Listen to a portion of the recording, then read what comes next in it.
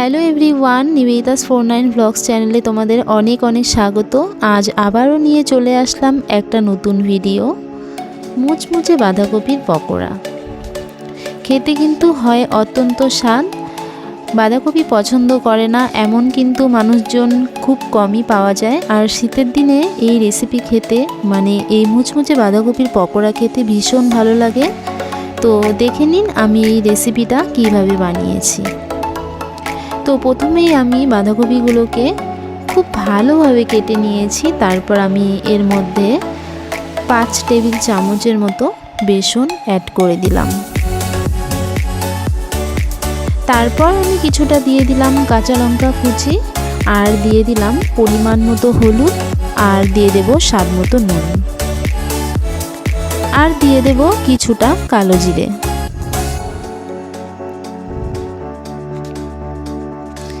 এবার দিয়ে দেব কিছুটা জল।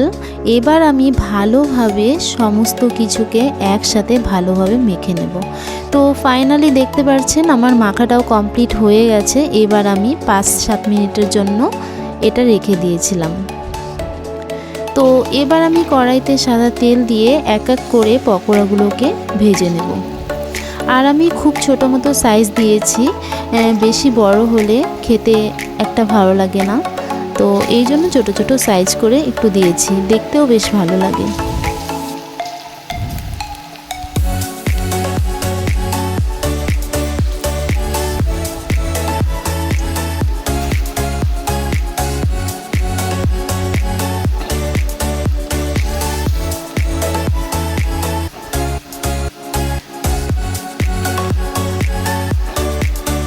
তো দেখতেই পাচ্ছেন আমি অনেকগুলো একসাথে দিয়ে দিয়েছি।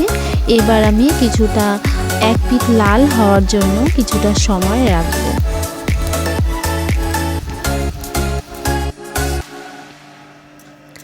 তো অনেকটা হয়ে গেছে এক পিঠ। এবার আমি খুন্তির সাহায্যে এপিঠ ওপিঠ উল্টে দিচ্ছি।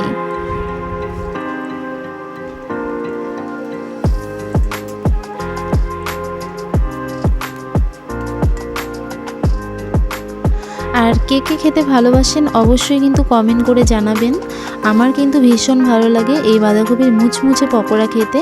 গরম ভাতের সাথে কিন্তু ভীষণ ভালো লাগে, আর এমনি কিন্তু অন্য কিছু দিয়েও ভালো লাগে। আপনারা যেভাবে খুশি স্ন্যাক্সে খেতে পারেন, সন্ধ্যাবেলায় খেতে পারেন, ভাত দিয়ে খেতে পারেন।